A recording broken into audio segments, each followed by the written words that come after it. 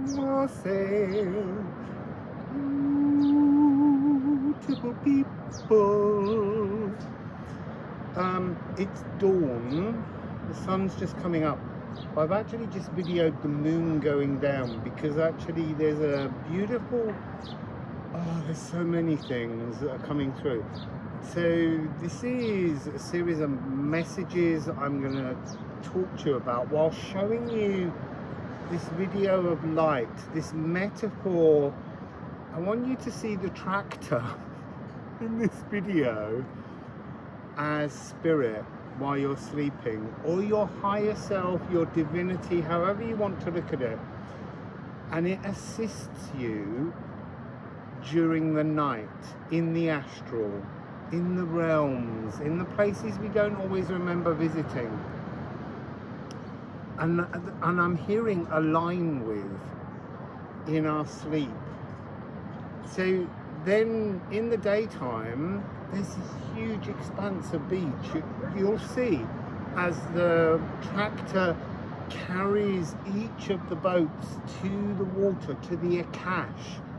And then instead of being all empathic, which is what we usually do, and just kind of dive in too deeply, and there's too much going on, we need to be like the fisherman. Every day when we wake, we need to embrace the possibility of the gifts that the Akashic records want to bring to us. And so you get in your boat in the daytime. Do you just hang around on the beach worshipping the sun and having a little play? Or do you go and float on the Akashic? You're not drowning in it. You're just on the surface, you're surfing, whatever it is, but I don't want to say you're dry, but you're in a bliss. And in that bliss, you're able to fish. Oh, that's the other thing. So you see here, this is spirit carrying us all of our boats, all of these that we need to go and float on the Akashic each day to see what we can gather, what we can fish. That's the professional way. So I want to talk about, yesterday I watched a guy on a rubber ring playing in the sea, and that's what I thought he was doing. I thought he was just playing in the sea, and later when I walked along the seafront, he had just pulled his little rubber ring boat in, and he'd been fishing. So he was just going out there under his own steam, and he was collecting the gifts. I don't want to say that the professional, machinery around everything makes any difference. What I'm saying is you can go fishing in the Akashic in any way you decide suits you. So I'm going to go through a series now of,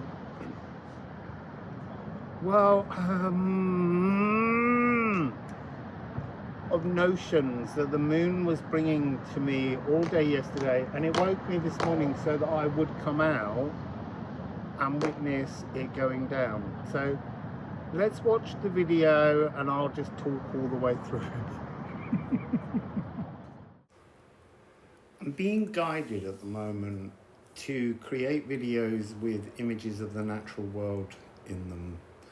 Hidden within these recordings are codings. So during this, if you just turn off the volume and watch, perhaps, I don't know, it's however you need to do this, to focus on the visible silence, because within the creation of the visible silence in the world around you, having these moments when you try to attune to a new divine code, then you will begin to see these things. So all the way through this, as I recorded it, there was a sense within the video that there's a split between our vision and how we perceive things, with the left eye kind of holding the scaffolding of the timeline that we're used to. And then our right eye is going to start seeing glimpses, almost windows through that timeline, things that appear that are different. It could be the sound, it could be the visuals, things transforming. So there's kind of, you might find yourself getting sort of some Vitus eye with a kind of twitch going on in your right eye during this. Like, you can't quite focus your vision because each eye is actually seeing or trying to see a different timeline. Wow, yeah, they are looking at different timelines. But there's also something within this where one eye is looking at the old and the other eye is looking towards the new incoming timeline. So the current timeline has become very distorted, very chaotic, as a kind of nudge towards stepping away from it. It has to feel worn out if you want to walk away from the old timeline. And the new timeline is just like a single thread to begin with. And that's where you're going to launch a kind of kite to the new that will happen during the next 15 to 18 months. That's the energy I keep getting, but it could happen now, right now. How you fly your kite, how you have the confidence to hold on to the new timeline will be personal to all of us. So one of the things that's been coming through in the last few days is an energy frequency that initially introduced itself as the Council of Wizards. And I was like, do you know what? I'm not even interested. And then it became the Coven of Wizards, then the Coven of Mages, the Genii Loci, the Troll Join. It comes in with like a lotus frequency of names. Every petal has a different name. And we will all perceive this as one name initially as we tune into it. But it will morph and settle before morphing again, so that you understand the difference between first perception and then greater understanding. It's almost like they represent the sacred rivers of fungus and the holy mountains of mycelium. They're the timekeepers or the time slowers. So this, I still haven't settled on a name. The Coven of the Fungus. You're going to tune into it because it's how you step from one time frame to the other. So you have to make an alignment, but it's trying to align with you. It's prepared. It's almost high priestess frequency in that it is, what do I want to say? Like a timed emotional landscape that's trying to hold you in the new timeline, trying to grow within you. It's jettisoning the old timeline. It's understanding of, no, I want to say time, but that's not what I mean. It's understanding of everything, of oneness, is such that it knows times when an exploration has just become decrepit and needs to be removed. And to do that, it prepares a new timeline for everyone to grab hold of and flow with. The next important message that was coming through yesterday was toxic on, detox off. The testing times are over. So there is a frequency that was kind of saying at the moment you will have new timeline, great days, bliss days, un days, and then you will have a day when everything just feels toxic. And the purpose of that is the preparation to make this quantum leap. So you're practicing at the moment, feeling protected, and we'll go into the protection thing in a minute with the Riyadh.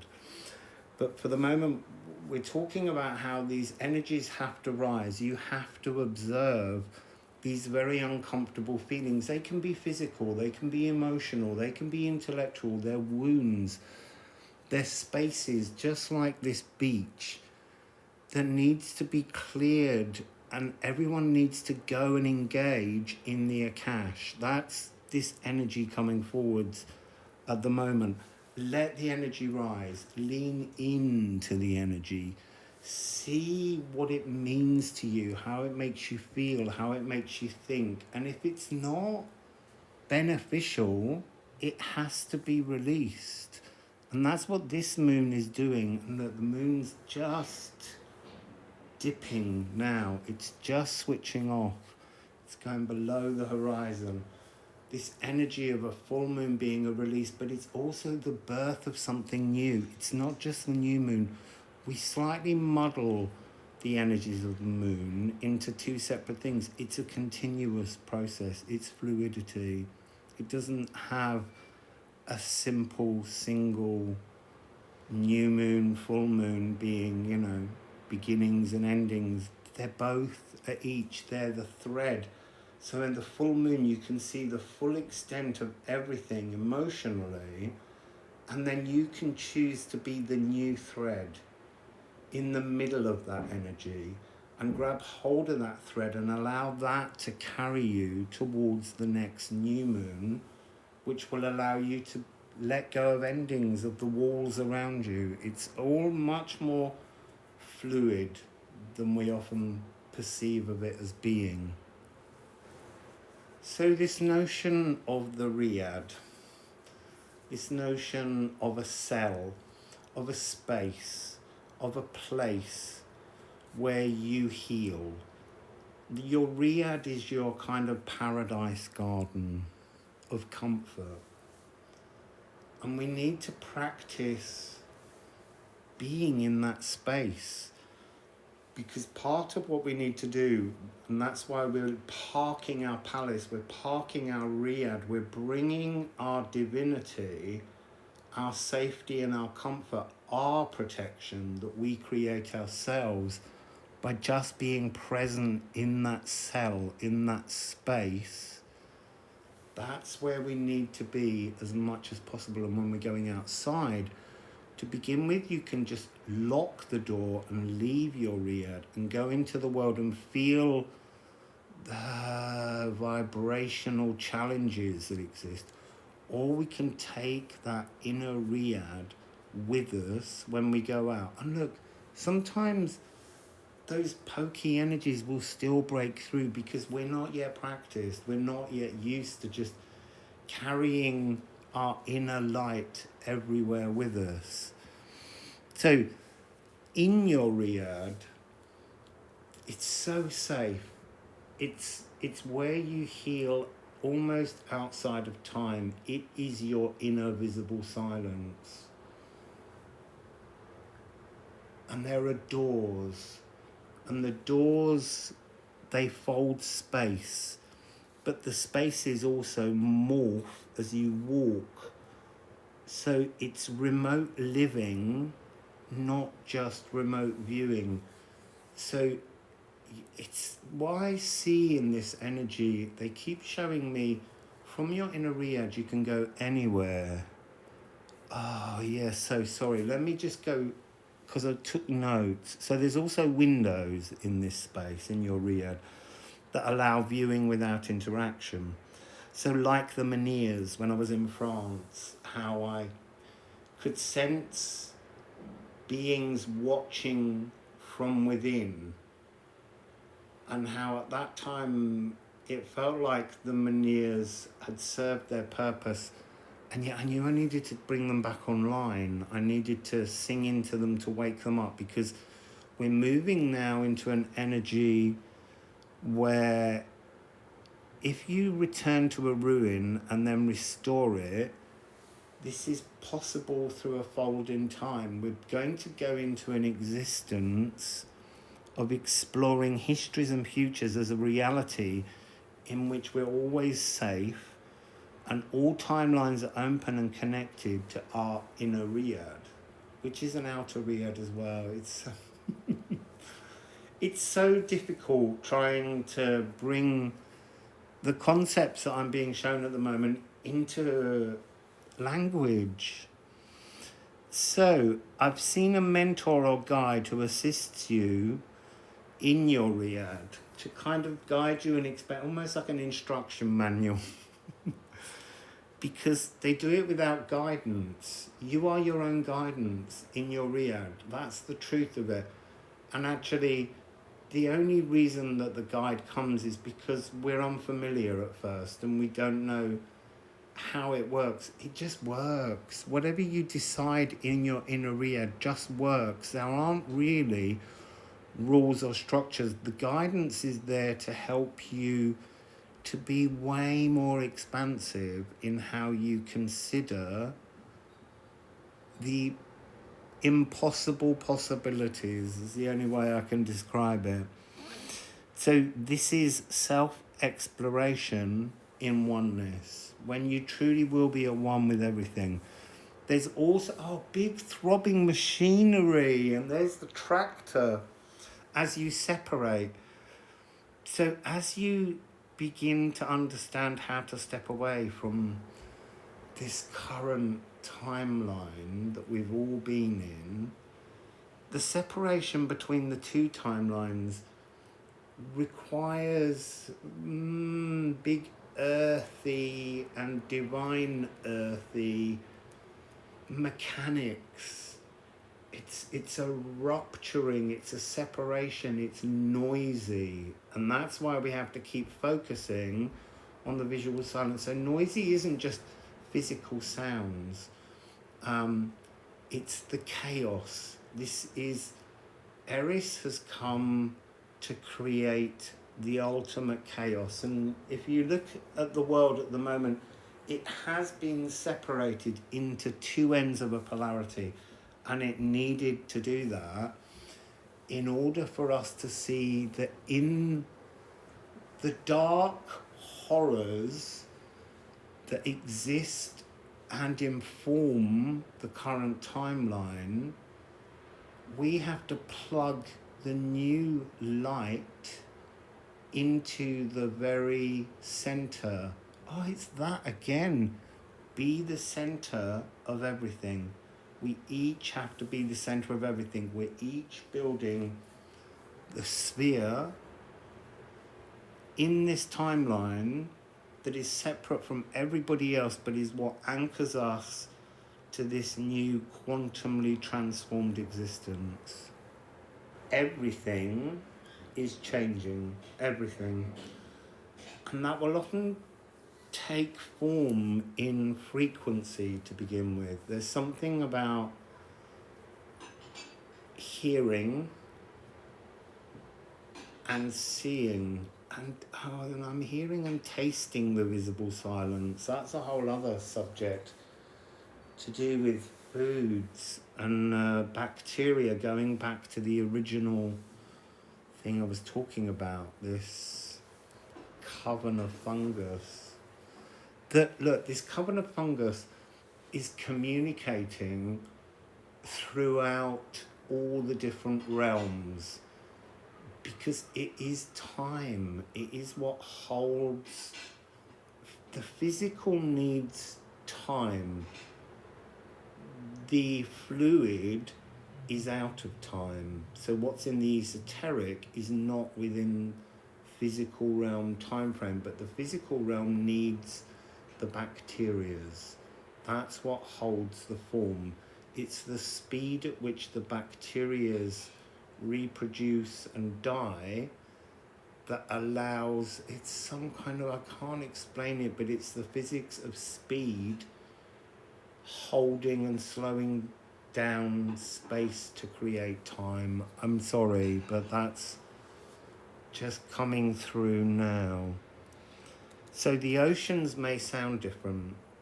So since I've been here in Morocco, I've kept observing how distant and quiet and soft the ocean is, due to the fact that it has a very slow, long slope before it drops down into the depths of the Atlantic.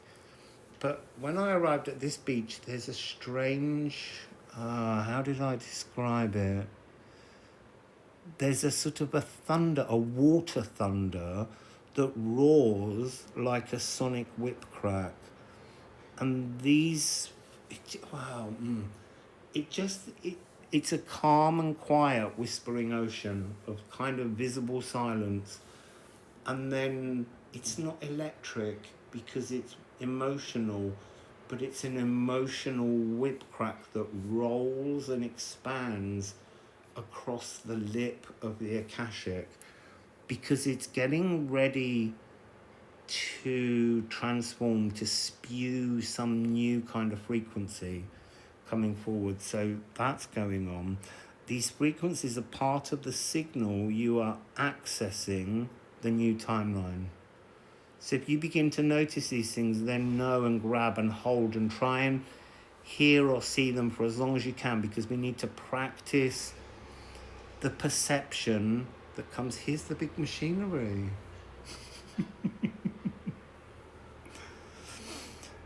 So lots of natural world sounds will start to shift harmonically, slow down or vibrate deeper in the bedrock than usual.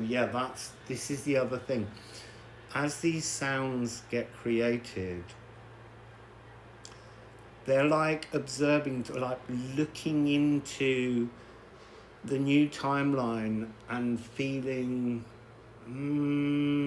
knowing, reaching out with all of your senses in these moments where you can feel the vibration of the earth.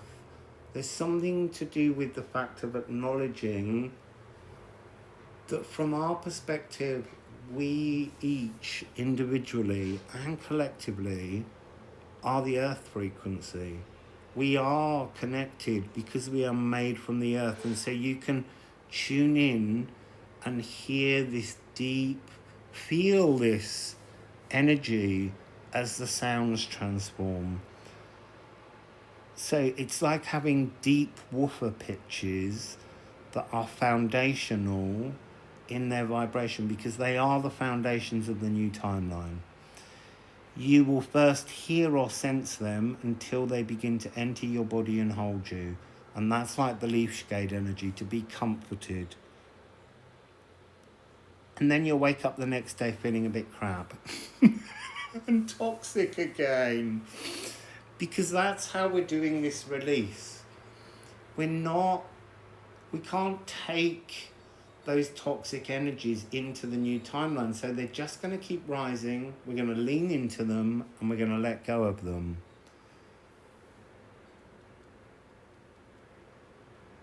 It's not a test. That's the thing. It's just a process of our quantum transformation. So that's really important. It's not a test. We have to, because every time we think we're being tested now, we're getting a little bit irritated, because that's the old timeline trying to poke you into that energy so that it can hang on to you, whereas you're moving to the new timeline. So bounce out. This is a bit weird. So vanishings, people vanishing. They're there, and then suddenly they're not there. So, will people leap into the new continually and eventually stay once they attune to their quantum key? I don't know. That hasn't been unfolded, but I sense it is. So I've seen that, but I question it, is what I've written here. This usually means either moral high ground I haven't observed until right now, but I still apply the personal morality principle, and then I unpick it. Every time I learn that cosmic law is always is always right. Doesn't matter what I think, it's always right. And it's always way more fluid and helpful than we are with our blunted 3D perspective of how to live a life, because we're trapped in the current box and we're meant to be breaking free. Then I also got this fasting challenge. So there is this big question that what is food over there. In the new timeline, what is food? What do we consume? It still exists as our microflora, our biome and our bacteria are communing with oversouls in higher realms. Why? Oh, sorry, I'm reading my notes. Yeah, it still exists because whatever physical world, it has to be there. And so we have to have consumption of food. We have to keep feeding our bacteria, looking after, living symbiotically. So maybe it's something to do with understanding the body's needs more than the ego's desires around food. That may be the thing, because I'm having really strange body challenges where there's a sense that I don't want to eat. Almost like eating is holding me in the old timeline. So, there you go. See, now that we're talking it through. So when we eat, we need to put ourselves into the sacred new timeline so that what we consume is of value to us. So to go back to that moment when I said that there is biome, bacteria and all kinds of other fungal things that are communicating with oversouls in higher realms. So, and I asked why, and I was told because that's what happens. All things have a higher dimensional representation in the form of collective consciousnesses, and they merge harmoniously to guide their own undersoul frequencies that are beneath them, as all are gathering to swim in the final divine chord. It's just interesting. So, what do I want to say there? I don't like that notion of the undersoul, but it's just a language that we can't understand. So, or it can't be put into language to make us understand the normality, the law, L-O-R-E, that it exists within. We are on one level, just one step away from the divine, and we're in a harmonious Liffruma elven ring frequency there. But we're also here in these physical bodies that are way less appreciative and understanding of all L-O-R-E, law. And so we have that polarity between physicality and consciousness through the esoteric realms. And we can accept that.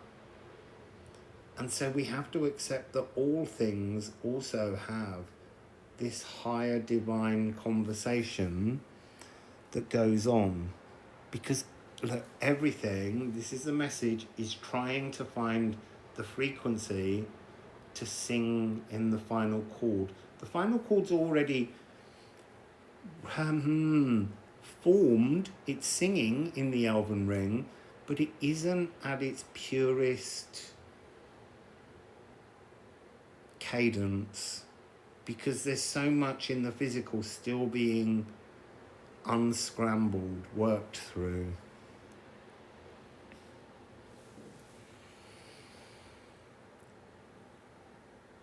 And then I did hear this voice that said, "You're different somehow. That's excellent, as I'm walking everywhere in quantum space boots just now.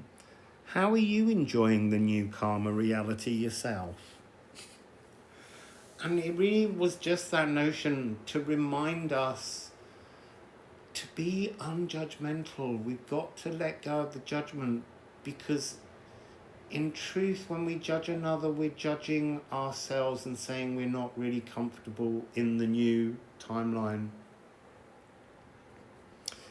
So, that's the messages. I imagine I will shuffle cards on different aspects of these things. What's very interesting, I have shuffled cards on with, wow, because they came through this fungus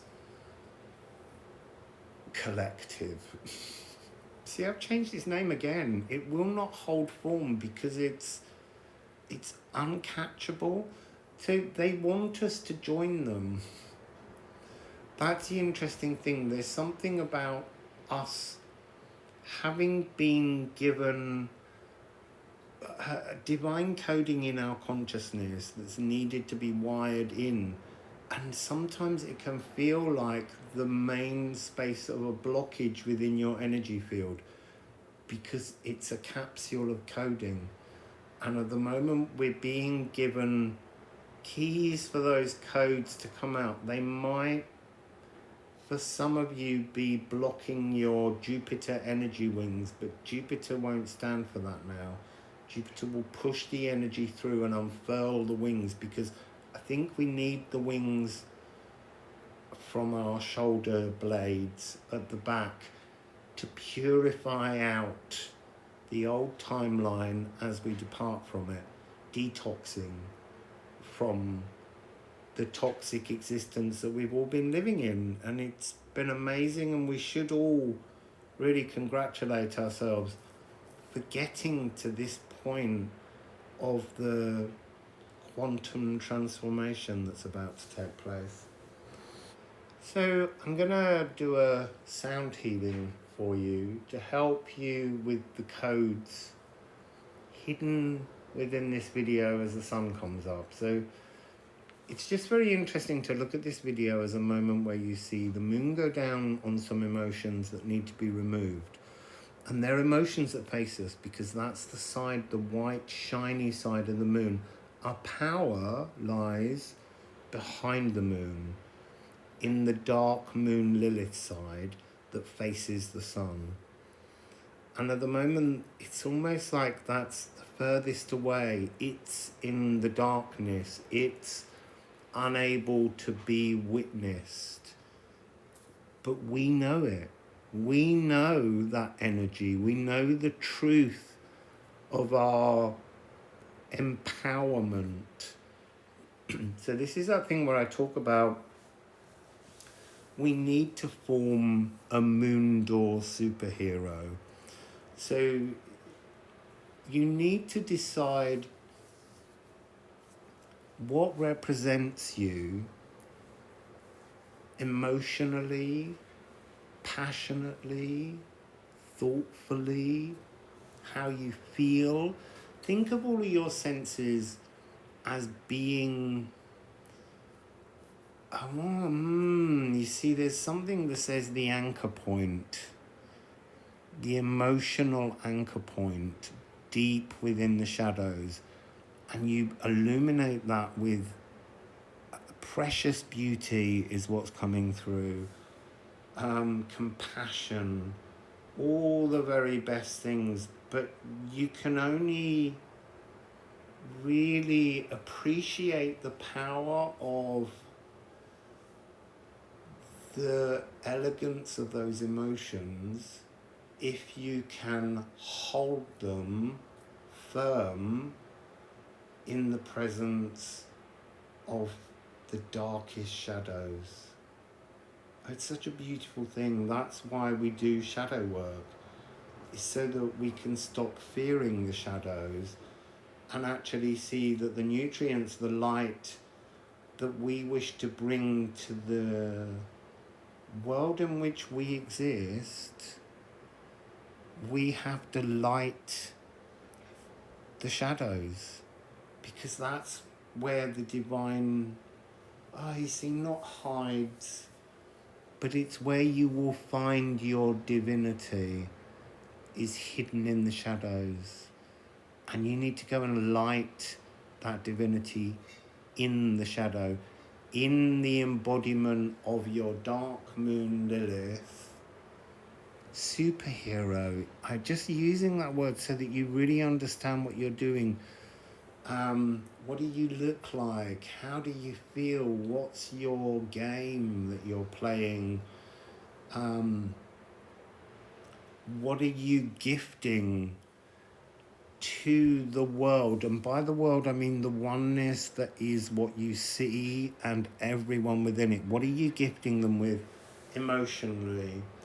And then we have to turn around and take that energy and move through the space to become the sunlight, to become the life force, so that we can push forwards and really illuminate the new timeline. So it's almost like the old timeline that's going down is the old emotional timeline, and you've got to go right through that door of the sun to have a kind of divine solar softening experience. See, how are you kissing the new timeline? How are you embracing the world that you wish to exist in? Or are you saying, I can't do anything to change this? You can always change your own world. But you have to decide how you change your world. There's no one answer.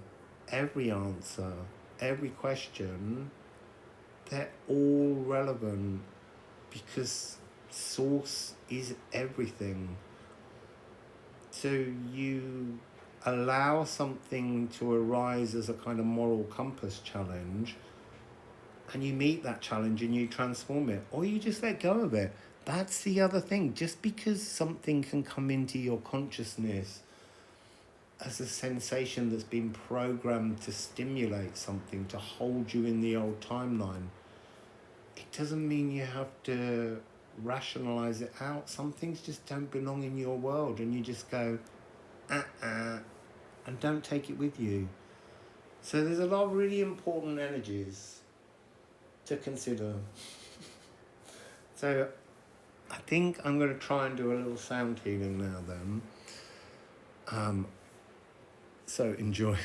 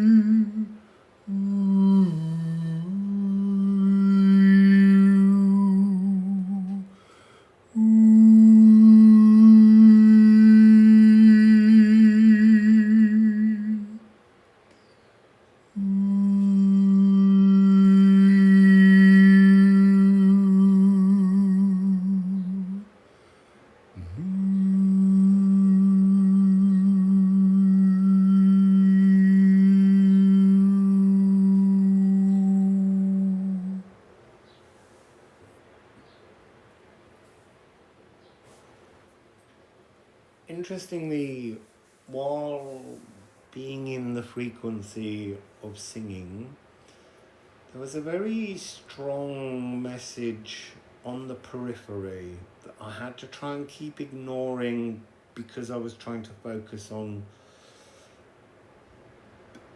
the nowness of the healing tune. So there was a message about the sacral and the galactic sacral. So there is a sacral that's part of the cells and the coven of fungus. Still don't know what to call it. The mushroom collective, I don't know. So this energy of this timeline being jettisoned, it's like, it's so difficult to explain. It's a double energy frequency. It's like your grander, bigger, giant, Antaeus, Herculean divinity frequency that we are just a speck inside. You know, it's not inside us, it's everything. We are inside it. And we are it. We are a oneness with that energy frequency. So the message I was going is so complicated. There is a second soul song that is beginning to sing. And it has something to do with the new mycelium within. I don't understand all this. I'm just trying to explain it. So there's a need for the greater divine, higher, other self to begin to sustain caudal representation of melody, of shape, of new timeline inside the old. It has to be pulled apart. So it has to be, we are the center. We have to be that new tune, and that's our new cosmic, galactic, grander, greater, elven. I have so many words for it. It is a lotus flower of perceptions that's individual to each of us. But we have to become that, because as the walls, the perimeters of the old break away, we need that divine anchoring in the center of our sphere to guide us, to navigate us across this Akashic bridge. Because as this separates, it's almost like the continents moving. That's why it's so noisy. It all has to be broken apart. It all has to be tidied away. It's like a spring cleaning of the old timeline, in that we're actually moving house. We're really truly all moving into a new timeline. And like, I just want to say, I don't think it really truly matters what you do, you're coming through. I truly believe that, because that's my world as I see it.